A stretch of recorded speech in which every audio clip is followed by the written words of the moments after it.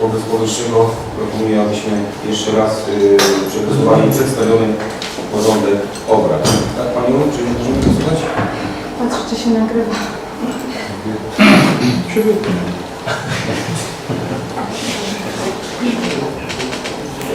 Przystępujemy do głosowania nad porządkiem obrad. Kto z Państwa radnych jest za przyjęciem przedstawionego porządku obrad? Kto jest przeciw? Kto się wstrzymał? I Szanowni Państwo, stwierdzam, że przedstawiony porządek obrad został przyjęty jednogłośnie. Kolejny punkt dzisiejszej sesji to jest przyjęcie protokołu z 13 sesji Rady Gminy w Czerwinie. Tutaj propozycja moja jest taka, abyśmy ten protokół przyjęli bez odczytania. Po przegłosowaniu będzie dostępny w biurze Rady. Przystępujemy do głosowania nad przyjęciem protokołu 13 sesji Rady Gminy w Czerwinie. I kto z Państwa radnych jest za przyjęciem tego protokołu, proszę o głosowanie. Kto jest przeciw, kto się wstrzymał.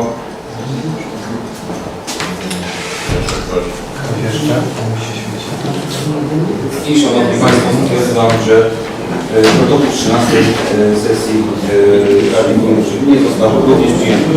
Szanowni Państwo, zanim przystąpimy do kolejnego punktu, to jest sprawozdania wójta, chcielibyśmy tutaj jako radni i jako urząd złożyć podziękowania na ręce dwóch naszych panów szefowych ośrodków kultury w Czerwinie i w Szczegocinie. Serdeczne podziękowania za wieloletnią, aktywną, pełną profesjonalizmu i pasji pracę na rzecz rozwoju kultury w gminie Czerwin. Wyrażamy naszą olbrzymią wdzięczność za podejmowane inicjatywy, zorganizowane wydarzenia i spotkania, które zachwycały i wzruszały i pozostawiały w pamięci niezapomniane wrażenie. Dziękujemy za okazałe serce, życzliwość i bezinteresowne wsparcie. Życzymy wiele lat zdrowia, spełnienia wszystkich planów oraz zamierzeń. Niech pogoda ducha i pasja tworzą Panią nieustannie w nowym okresie życia na emeryturę. Dziękujemy bardzo.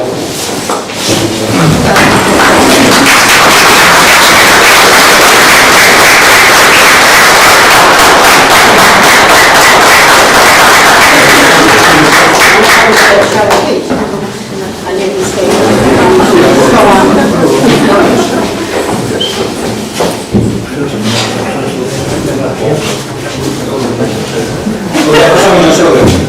To mi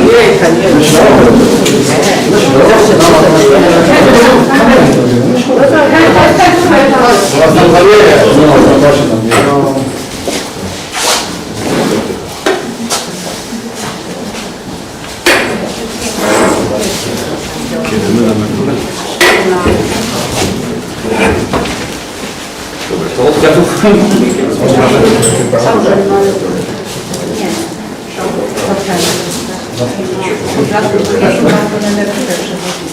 Szanowni Panie, bardzo dziękujemy za wszystkie lata.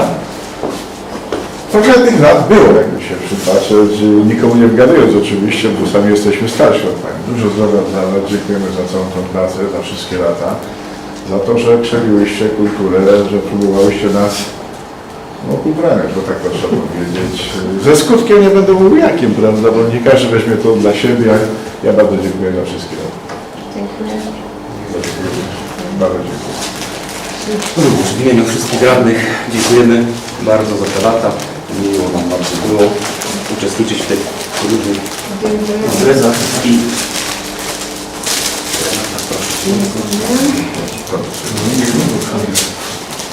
Panie, ja również dziękuję. Przyjmijcie drobne upominki. Dziękujemy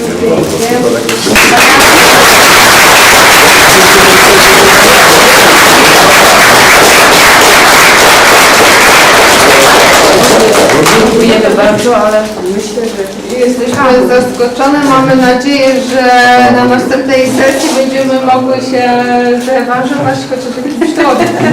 Na to liczymy. A jak jeśli mogli zdjęcie, tak sobie tutaj, panie, sobie przed nami, może oraz spróbuję na własnego jak się uda. I tak, żeby nikogo nie rozsławiać, panie, jeśli możecie, będzie nam miło i sympatycznie, jakoś tam zrobić. Wszyscy się łapią. Zrobimy. Rzut panoramę. Pięknie. Bardzo dziękujemy. Dużo Panie, nawet patrzyłem, ale to jest.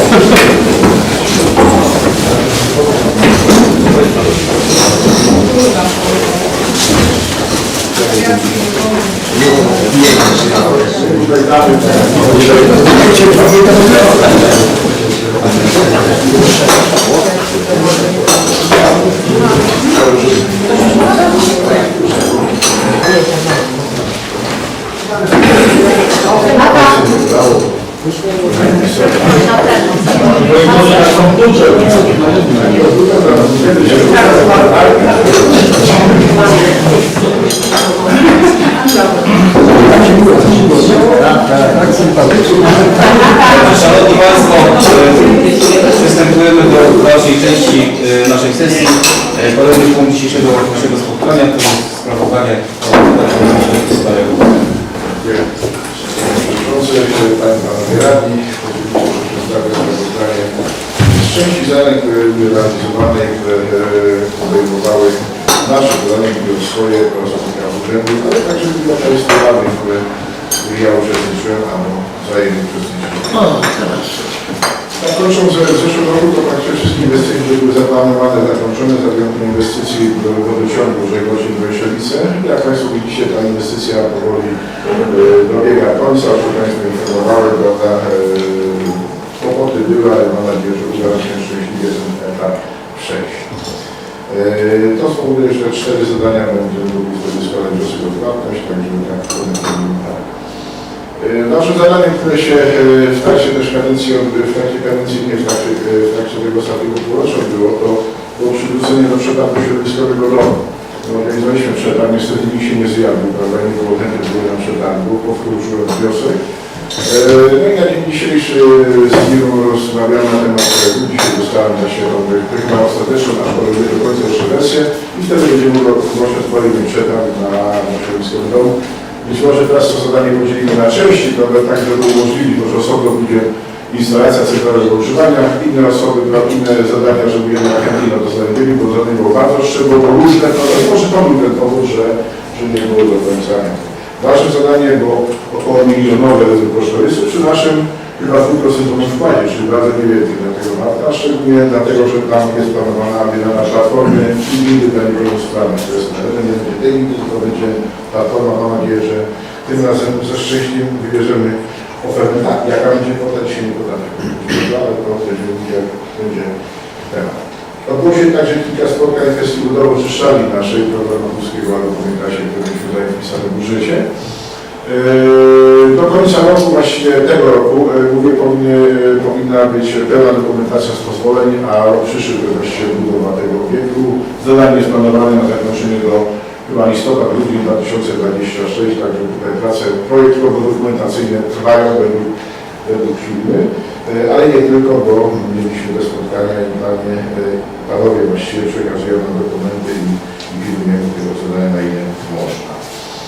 Złożyliśmy kilka wniosków, to by 2 lata mniej Wielkopolska Wieś, seniorów do lidera Park Czerwin, do Zielonej Inicjatywy, Sala w Wojszczowicach. Te zadania częściowo są zabezpieczone środki w ramach Funduszu Seckiego, bo tak mówiliśmy, że tak, to będzie te droga do przyszłej, robimy wnioski przez lidera, inaczej idzie.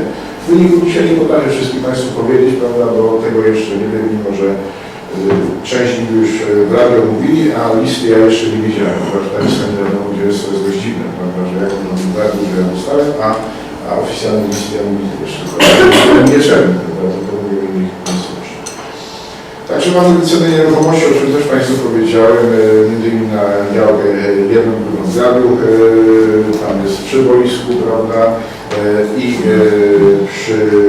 przy tej drodze przez Wieśna Kanała. Także na Małoty, te działki, kolejny etap bardzo ważny, który długo trwa, to jest kolejka, prawda, tereny pokolejkowe. Znaczy jest właścicielem terenów pokolejkowych, bo trochę to się, przepraszam, wlecze, to już ładnie kilka lat, a to w związku z tym właśnie, że ciągle jest coś ważniejszego, prawda, i schodzi. A dla mieszkańców naszych jest ważna, więc mam nadzieję, że po prostu jakby uda nam się, prawda, ten temat przywrócić i rzeczywiście uregulować te tereny, bo one są w większości zagospodarowane, prawda, nie wszystkie może będą chętni, bo tam, gdzie został nasyp kolejowy, to się orientuje, no to się tylko może po prostu nie być, ale zobaczymy. Albo będzie przetarg nieograniczony, albo ograniczony na sąsiadów, no tu nie ma o to chodzi, bo te działki na nic innego po większości na pola się nie nadają, prawda, bo to są wąskie i jakieś tam długie, więc jeżeli będzie możliwość przetargu ograniczonego, czy na rzecz właściwie sąsiada, to dla mnie nie jest to. Bo oczywiście wycena wszystkie koszty dochodzą do ceny działki, do oceny działki, tak to mówią. Jeśli Państwo przyjmiecie dzisiaj zmianę budżetu, to składamy w miesiącu sierpniu wniosek na dokończenie zadania na marszałku. Mówię o budowie, prawda? I w tym momencie jest szansa na to, że te elementy, które mamy kupione, były kosztem kwalifikowanym i może rzeczywiście, aczkolwiek tu nie gwarantuję, może nie musielibyśmy do tego interesu dokładać w ogóle, prawda? To byłoby idealne rozwiązanie, tak czy warto to zadanie skończyć i mieć czystą sytuację. Podpisaliśmy umowy na drogi, też w budżecie środki się pojawiły. Czerwień, Mamoty, Grad, to są te drogi, które jest Fundusz Ochrony Gruntów Rolnych, dlatego Fundusz Ochrony Gruntów Rolnych. Ale też, tak jak mówię, ostatnio w Gradzie z terenem zalewowym mam jeszcze wreszcie dokumentację w kierunku chwilenia, prawda? I tam być może będziemy wykorzystać te mety, które muszą być zrealizowane, bo niestety to prawo jest czasami bardzo, bardzo dziwne. Z przykrością mogę powiedzieć, że wniosek na KPO na razie nie jest jeszcze zamkniętym tematem. Mieliśmy na 135 wniosków złożonych, byliśmy na 27 miejscu. Przesunęliśmy wynik weryfikacji, przesunięcie ustaliśmy na 24, mniej środków niestety było na 15 wniosków. 2 dni temu słyszałem informację, że KPO wniosek miał być realizowany, byśmy dostali środki do 30 listopada. Słyszę, że KPO jest przesunięte do końca grudnia przyszłego roku. To na razie i tak nie jest radość, prawda, bo na razie nie jesteśmy na liście do finansowania. Gdyby to się udało, powiem tak, z tego co wiem, jest to wszystko w gestii Ministerstwa Rolnictwa. Jeżeli minister przesunie środki, prawda, na Wielkopolska i inny, to jest szansa na to. Więc tutaj rozmawiam, próbuję, natomiast możliwości, mimo że minister jest ministrem, prawda, no, niech to tak wygląda na razie. Zadowolony z tego nie jestem, bo mielibyśmy wymienione wszystkie liczniki wymieszczeni na zdalny odczyt, prawda, więc i straty wody by było o wiele mniejsze, bo te straty są przez liczniki się tak pojawiają, jak licznik dla wody kręci, to jest strata wody, prawda, tak to wygląda, bo suma summarum składa się jedno z drugim, więc tu byśmy mieli wszystkie nowe, mam nadzieję, że uda się, ale szkoda nie mogę tego. Trwa realizacja Marianina, jako tam też jest droga 300 metrów półśmiowa, bo tylko taka mogła być, no i budowa zbiornika wodnego na Marianinie. Dużo czasu zajęło urzędowi, pracownikom urzędu, a także Państwu, kiedy mówiliśmy o planie ogólnym gminy, prawda, to były konsultacje, spotkania i z mieszkańcami, przyjmowanie wniosków, kolejki, czwartek, piątek, czy środa, czwartek, no takie życie niestety jesteśmy, mówię o nas wszystkich, także osoby, prawda, że czekamy do ostatniego dnia, prawda, do ostatniego minuta, nagle wszyscy chcemy i dzisiaj jesteśmy, że jest kolejka, prawda, jak coś jest ostatnie, prawda, to jest kolejka. Natomiast, tak jak Państwu powiedziałem, informacje, niby sprawa to nie jest zamknięta dla tych, którzy by nie zdążyli, aczkolwiek nie będę się wypowiadał, to sobie pewnie w 100%, ale na dzień dzisiejszy temat jest, mamy. Drugim tematem jest, to też powoduje, że pewne rzeczy nam uciekają, ponieważ bardzo duża ilość wniosków na warunki zagospodarowania jest złożonych, bo to się na planie załapie, to jest szansa na to, że czy szansa. Jakby warunki są tyle pierwotne, nadal według przepisów, jeżeli się nic nie zmieni. Otrzymanie warunków zabudowy do końca roku, prawda, powoduje, że są bezterminowe, prawda, no 30 czerwca 2026 są na 5 lat, jeżeli się nic nie zmieni, tak będzie. Ale to też pokazuje, że nam środków brakuje zaplanowanych, bo tych decyzji po prostu jest o wiele, wiele więcej, prawda. I tutaj czasami rozmawiamy także z innymi urbanistami, bo te kwoty są inne niż ten hurtowy, że tak powiem, prawda, bo tutaj 2-3 inwestycje może ktoś inny zrobić. Docelowo te pieniążki nam się w przyszłości wrócą, oczywiście jak te mamy powstaną, prawda, jak nie powstaną, to się nie wrócą, ale myślę, że mieszkańcy kupujący nieruchomości powinni mieć świadomość jednej rzeczy, że kupowanie nieruchomości, działki w środku pola, w cudzysłowie, prawda, żeby była nie do końca, potem będzie jakby różne kłopoty będzie, no będzie pytanie, a kto drogę wybuduje, a kto to już pójdziemy, a wodociąg, prawda, a odśnieżanie, a droga, a siatka, to nie będą tereny gminy.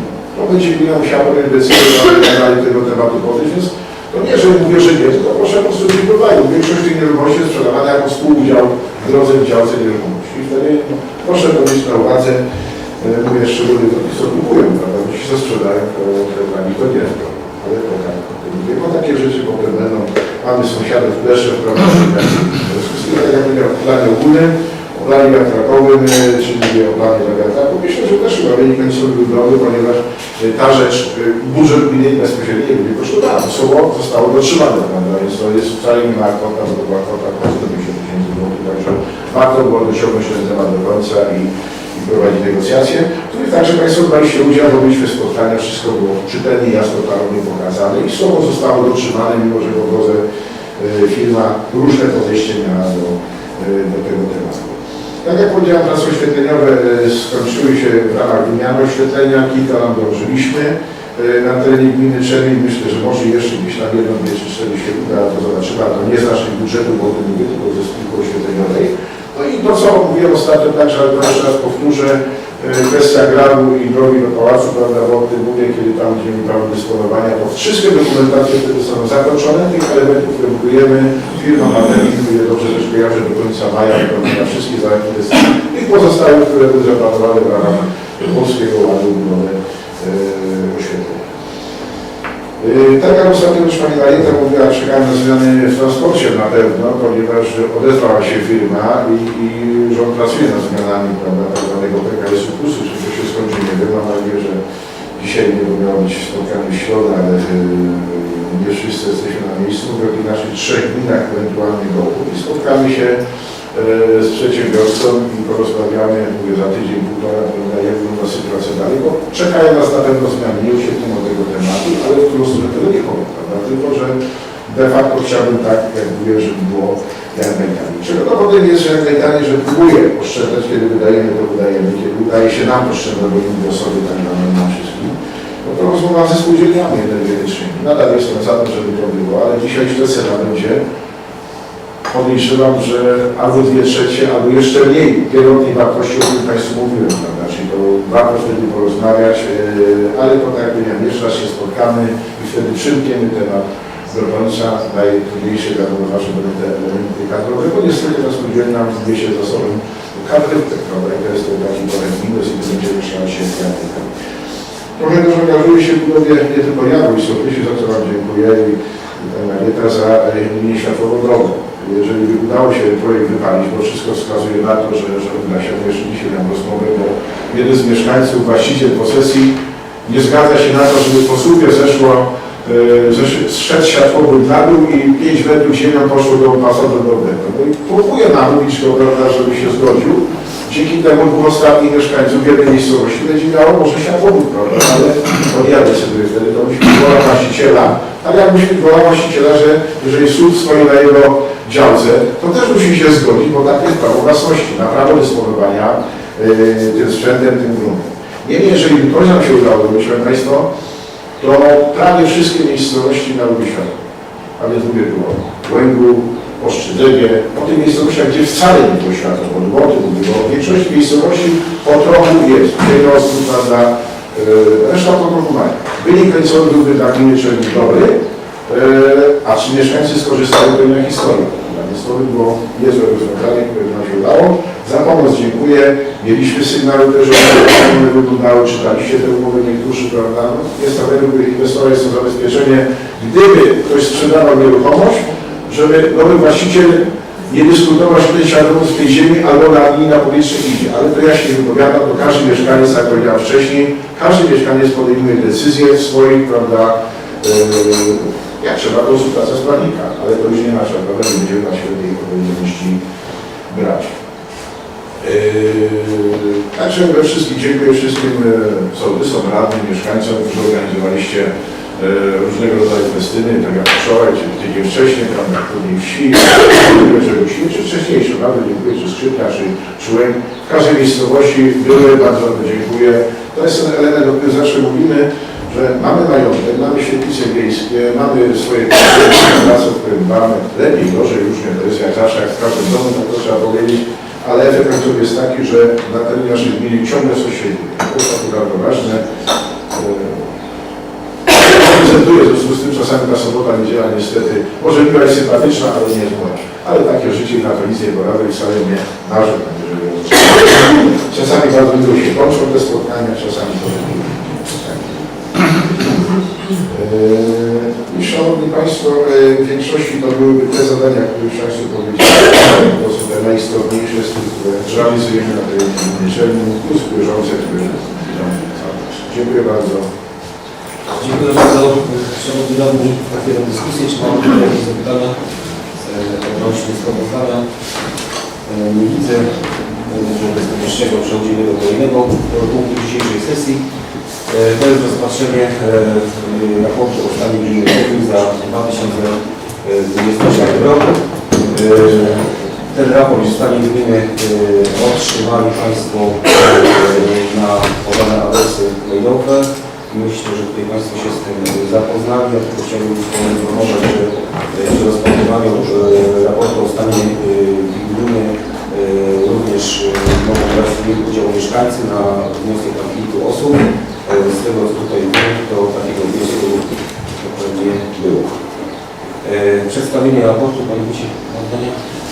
Uzupełniając jeszcze to, bo moja sąsiadka tutaj, jak można powiedzieć, zauważyła, że oświetlenie uliczne ma być wykonane do końca listopada, nie do końca maja. A mówię do końca maja, czyli na przykład 20 przyszłego roku, a więc do końca listopada. Raport, jak kiedyś już wyjaśniłem Państwu, dla mnie jest to kompendium w pewnym sensie wiedzy o gminie Czerwin, aczkolwiek wszystkie inne po drodze informacje, i budżet, i realizacje, i zmiany, to wszystko, co się dzieje w gminie Czerwin, mamy cały czas. To jest dokument, który został kilka lat temu wymyślony. Do Pani nagrania to nadal nie powtórzę. Jest to wymyślenie pewnego dokumentu, on nijak ma się do jakby merytorium. Budżet jest elementem kontrolowanym, wiarygodnym, sprawdzającym. To też jest dokument wiarygodny. Tylko to jest dokument dla mnie, przepraszam, ale budżet to nie dokument polityczny.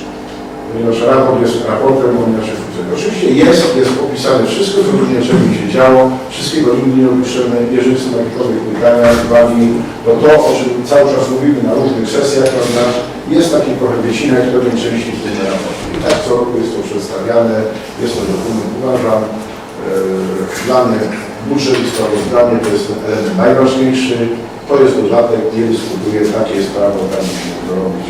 Tak. Także jeżeli będzie mają pytania do raportu, Dobrze, dziękuję bardzo. Szanowni Państwo, pytania. Nie widzę, wobec czego przechodzimy do podjęcia uchwały dotyczącej sprawy udzielenia gminy Czerwin wotum zaufania. Kto z Państwa radnych jest za przyjęciem tej uchwały? Proszę o głosowanie. Kto jest przeciw? Kto się wstrzymał?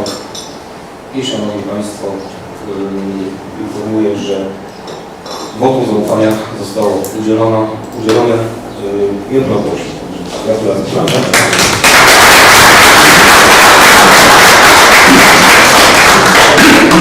Ale woli wyjaśnienia uzupełnić.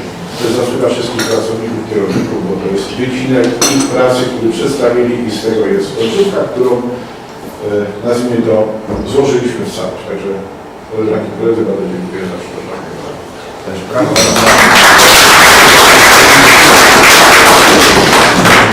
Dziękuję bardzo. Szanowni Państwo, przechodzimy do kolejnego punktu, do tego ważniejszego, jak to punkt wspomniał, absolutorium. Punkt pierwszy dotyczy rozpatrzenia sprawozdania finansowego ze sprawozdaniem z wykonania budżetu gminy Czerwin za 2024 rok oraz informacją o stanie mienia komunalnego. I tutaj oddaję głos panu Szewczykowi. Panie Przewodniczący, starałem.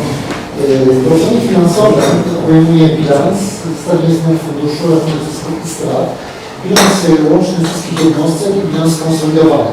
Państwo otrzymaliście na maila, czy na połączonych komisjach te kwestie były omawiane. Niemniej jednak dla przypomnienia powiem, że jeśli chodzi o bilans wykonania budżetu, zamknął się kwotą po stronie aktywów i pasywów wynoszącą 5 764 367 zł 66 groszy. Natomiast jeżeli chodzi o bilans jednostek budżetowych, zarówno aktywów, jak i pasywów, ta kwota wynosi 42 914 zł 751 groszy. Fundusz to kwota z kolei 42 550 758 i 79 groszy, natomiast wynik finansowy 28 209 842 i 24 groszy. Te materiały Państwo otrzymaliście, natomiast dodam, że jeżeli do tego dodamy jeszcze skonsolidowany bilans obejmujący inwestycje kultury, to otrzymujemy po sumie aktywów i pasywów kwotę 68 594 616 zł i 19 groszy. Proszę Państwa, to sprawozdanie finansowe. Natomiast jeżeli chodzi o sprawozdanie z wykonania budżetu, to pragnę Państwu przypomnieć, że dochody, które na planie na dzień 31 grudnia wynosiły 38 399 540 zł 85 groszy, wykonane zostały w kwocie 38 176 985 zł i 45 groszy, a więc 99,42%. Wydatki z kolei na plan 47 690 765 zł i 47 groszy wykonane zostały 45 656 094 zł i 14 groszy. Przy tej kwocie 13 49 649 i 29 groszy stanowią wydatki majątkowe, czyli wydatki inwestycyjne. Proszę Państwa, Państwo w swoich materiałach otrzymaliście informacje o stanie mienia komunalnego. I tutaj tylko dla przypomnienia chciałbym powiedzieć, że oprócz tych wymienionych już w zestawieniu, czyli sprawozdaniu finansowym, one również tutaj są powtórzone, dodane, ale mamy udziały w spółkach oświetlenia uliczne w kwocie 487 000 i mamy udziały w zakładzie odpadami w kwocie 255 600. Ogólna powierzchnia gruntów komunalnych wynosi 90,33 hektara. Powierzchnia gruntów oddanych dzierżawę to 23,8 hektara, z czego dochód do budżetu stanowił kwotę 23 558,48 groszy. Dochody z uprawienia komunalnego wyniosły 30 105 zł 91 groszy. No i wartość wykonania inwestycji, to już Państwu wspomniałem, i to w tym punkcie miałbym wszystko. Dobrze, dziękuję bardzo. A jeżeli chodzi o przedstawienie? Przepraszam. Proszę Państwa, opinia regionalna jest oczywiście pozytywna, z uwagą, o której mówiłem, uwagę dotyczy niewykorzystania środków profilaktyki antyalkoholowej i gospodarowania odpadami. One są na tej sesji w projekcie budżetu, te wydatki są zwiększone, także nie jest. Opinia również wysłana była do Państwa wszystkich na maila. Dobrze, dziękuję bardzo. I Szanowni Państwo, proszę teraz szybko Komisji Rewizyjnej o przedstawienie wniosku Komisji Rewizyjnej tak w sprawie absolutorium wraz z uzasadnieniem. Uchwała nr 1 2025 roku Komisji Rewizyjnej Rady Gminy w Czerminie z dnia 5 maja 2025 roku w sprawie o wykonanie i udzielenie absolutorium wyborów gminy Czermin za 2025 rok.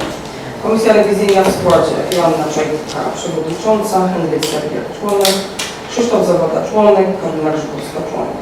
Komisja Rewizyjna po zapoznaniu się i dokonaniu analizy sprawozdania z wykonania budżetu za 2024 rok, opinii Regionalnej Izby Obrachunkowej o tym sprawozdaniu, informacji o stanie mienia komunalnego, sprawozdaniu finansowego jednostki samorządu terytorialnego gminy Czermin za 2024 rok, kontroli przeprowadzonej w 2024 roku, stosunkiem głosów za udzieleniem absolutorium 4, przeciw udzieleniu absolutorium 0, wstrzymujących się 0.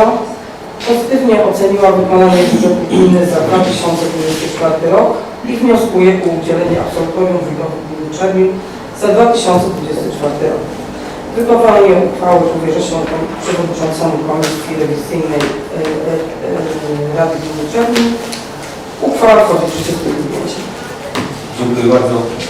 I Szanowni Państwo, Szanowni Radni, również tutaj na temat tego wniosku Komisji Rewizyjnej powiedziała się skład orzekający Regionalnej Izby Obrachunkowej w Poznaniu i tutaj ta uchwała jest jak najbardziej pozytywna. Zawiera wniosek Komisji Rewizyjnej, zawiera wszystkie wymagane punkty, jakie są wymagane odnośnie przepisów prawa. To, że uchwałę również Państwo otrzymali do zapoznania, także informuję Państwa, że jest to opinia pozytywna. Kolejny punkt to jest dyskusja nad sprawozdaniami. Tutaj otwieram dyskusję, daję głos. Dyskusja była zwołana w połączonych komisjach. Myślę, że tutaj warto zauważyć, że Komisja Budżetu również była pozytywną co do budżetu na 2024 rok. I podziękowanie z naszej strony za współpracę. Pani Skarbnik, Pani Przewodniczący, Pani Wicewójt, wszystkim pracownikom, którzy się przyczyniają do tego, żeby ten budżet był spięty, żeby można było realizować inwestycje, bo nie jest to łatwe na wiele ostatnich komisji. Tych pieniędzy coraz więcej nam zaczyna brakować. Ale mamy tu 24 rok, na którym pracujemy, więc opinia pozytywna. Dziękuję bardzo. Dziękuję bardzo. Szanowni Radni, czy mamy jakieś pytania? Oświadczenia nie widzę. Wobec powyższego przechodzimy do kolejnego punktu, to jest podjęcie uchwały w sprawie zatwierdzenia sprawozdania finansowego wraz ze sprawozdaniem z wykonania budżetu za 2024 rok. I przechodzimy do głosowania, ale jeszcze momencie. Coś trzeba nam wkłada. Ile? Jest. Kto z Państwa radnych jest za przyjęciem uchwały w sprawie zatwierdzenia sprawozdania finansowego? Proszę o głosowanie. Kto jest przeciw? Kto się wstrzymał? I Szanowni Państwo, stwierdza, że uchwała w sprawie zatwierdzenia sprawozdania finansowego wraz ze sprawozdaniem z wykonania budżetu za 2024 rok została przyjęta jednogłośnie. Kolejna uchwała dotyczy wniosku Komisji Rewizyjnej. To jest podjęcie uchwały w sprawie udzielenia absolutorium wójtowi gminy Czernin za 2024 rok. Kto z Państwa radnych jest za przyjęciem tej uchwały? Proszę o głosowanie.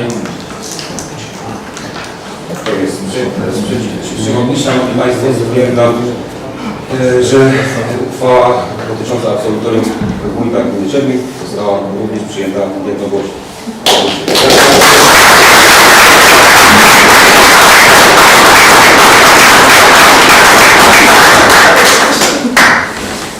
Myślę, że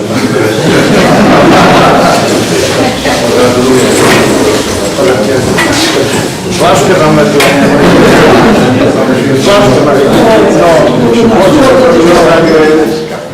Dzisiaj na 19, dobrze kojarzę, do absolutorium, także trochę tego czasu już minęło. Bardzo dziękuję, ale dziękuję w imieniu pracowników urzędu, finansów, budownictwa, rolnictwa i tak dalej, bo tak jak dzieliście, jak Pani Sylwana powiedziała, nie mamy lekko, dobrze wiecie, że szukamy trudniejszych czasy i to nie narzekamy, ale dziękuję za to, ten rok był ciężki, jak każdy, nigdy nie było łatwego roku, prawda, zawsze jest jak jest, a my się w sumie pamiętacie, ci co są trochę starsi, ci są trochę młodsi, nigdy nie poznajemy na tyle, na ile możemy uwaga Pana Wojtka, potem tego kuratora, żeby bo nasze większości już mamy prawie wszystkie gotowe jako. Bardzo dziękuję za udzielenie absolutorium.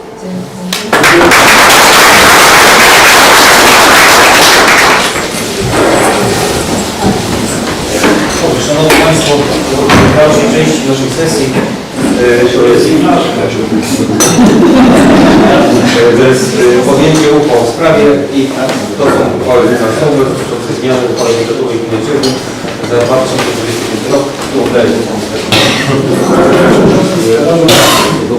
Zmiany w utrudnieniu materiału komisji nie przypadek dochody zwiększają się o kwotę 206 842 zł 64 groszy, które doszło do zmiany 36 850 629 groszy, w tym dochody bieżące 34 194 271 74 grosze, natomiast dochody majątkowe zwiększają się o 151 500 zł i wynoszą 2 650 649 groszy i 40 zł i 41 groszy. Jeżeli chodzi o wydatki, one się zwiększają o kwotę 772 149 groszy i wydatki bieżące zwiększają się o kwotę 409 100 zł 97 groszy, natomiast wydatki majątkowe o kwotę 362 940 52 do kwoty 7 387 930 groszy. Proszę Państwa, te zmiany jeszcze zostały już omówione przy propozycjach i uwagę na wydatki majątkowe. One powodują wzrost nakładów na przebudowę gminnych, edukację fiskalną członków Szalejskiego, a także na budowę centrów selektywnych dyrektorów komunalnych na trzeci 270 zł. Jednocześnie te zmiany są również Dobrze, dziękuję bardzo. Szanowni Radni, otwieram dyskusję. Czy mamy jakieś zapytania? Nie widzę. Zamykam dyskusję i przechodzimy do głosowania nad uchwałą dotyczącą zmiany uchwały budżetowej gminy Żegnik w 2025 roku.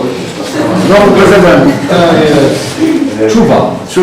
Kto z Państwa radnych jest za przyjęciem uchwały dotyczącej zmiany uchwały budżetowej na 2025 rok? Proszę o głosowanie. Kto jest przeciw? Kto się wstrzymał? I stwierdzam, że powyższa uchwała została również przyjęta jednogłośnie. Kolejny punkt dotyczy, kolejna uchwała dotyczy zmiany dodatku programu finansowego z czerwca 2025 do 2069 roku. Tutaj otwieram dyskusję. Czy tu jakieś pytania mamy? Nie widzę. Zamykam dyskusję i przechodzimy do głosowania nad uchwałą dotyczącą wieloletniej programu finansowej. Kto z Państwa radnych jest za przyjęciem tej uchwały? Proszę o głosowanie. Kto jest przeciw? Kto się wstrzymał? I Szanowni Państwo, stwierdzam, że powyższa uchwała została również przyjęta. Kolejny punkt dzisiejszej sesji to są interpelacje i zapytania radnych. Czy Państwo radni mają jakieś... Proszę, proszę. Kwestii drogi gminy. Ale wszystko jest porobione, ale zawsze coś się zdaje, że trzeba zrobić. Chodzi o krótki odcinek drogi tutaj na kościele, przy kościele na Dołku. Jest podzielony, to ustanowił osobną działkę, bo wiadomo, tam były perturbacje, że było przedłużenie drogi powiatowej, w tej chwili to jest droga gminna. Ja tylko z prośbą, żeby jednak dopinać do uregulowania stanu prawnego tej działki i w przyszłości jednak do ujęcia w jakichś planach remontowych tej drogi, właściwie przebudowy, bo stało się tak, że tam puściliśmy ruch autobusowy i z jednej strony fajnie, bo mieszkańcy z tamtej części mogą sobie dojeżdżać, ale no te większe pojazdy spowodowały, że poboża tej drogi zaczęły się ukrywać. Także wydaje się krótki odcinek, nie wiem, 100 tam jest prędkość czy 150, ale to jest jednak to, co bym też wnioskował i prosił, żeby w tym kierunku iść. Dziękuję. Dobrze, dziękuję bardzo. Szanowni radni, proszę o jeszcze kolegę interpelację. Ja bym wnioskował Panie Wójcie, bo powiatową. Szpiki, autobusowa wyrzutnie. Interwencję tam na tej drodze to jest strategiczna, która łączy się z drogą wojewódzką na Poznań. To jest taka droga o dużym napężeniu. Dziękuję bardzo. Bardzo proszę o interpelację z pytań radnych. Temat drugi od zawsze obecny. Drogi powiatowe i inne tym razem. No jak mogę, Panie Przewodniczący, jedno zdanie też. Na wysokości tutaj Łukasza, gdzieś Łukasz za Tobą, nie? Tam jest ta dziura taka na wsi.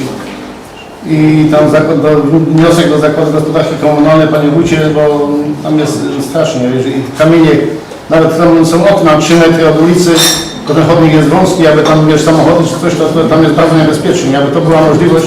Ja nie mówię 10 minut, to super, dziękuję. dla ciekawości warto by się może zastanowić, dlaczego w tym miejscu Tak, się tak. wybijają góry, bo tam się wybijają co pół roku. Dokładnie, tak, tak. Nie wiem dlaczego. Może sabotaż gospodarczy. Sabotaż gospodarczy. Kto? To jest miejsce nie co roku, co tam robi na modelze. Czemu? Nie ma innego miejsca, a to miejsce zawsze było dokładnie. A jak zrobili to robić? No super, bardzo dobrze. Dziękuję bardzo. Korzystali to do pogory nie dzisiaj. Tak, tak.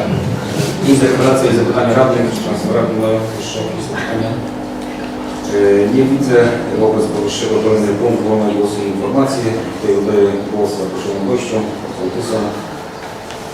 Czy jakieś nowe sprawy pojawiły się? Oferty na razem stanu, jak coś tam kurację nam zrobić, nie? My nie wiemy. Nie widzę również Wobec sprawy No. wolnych dalszych głosów. Zamykam 14 sesję Rady Gminy. Dziękuję bardzo. Dziękujemy.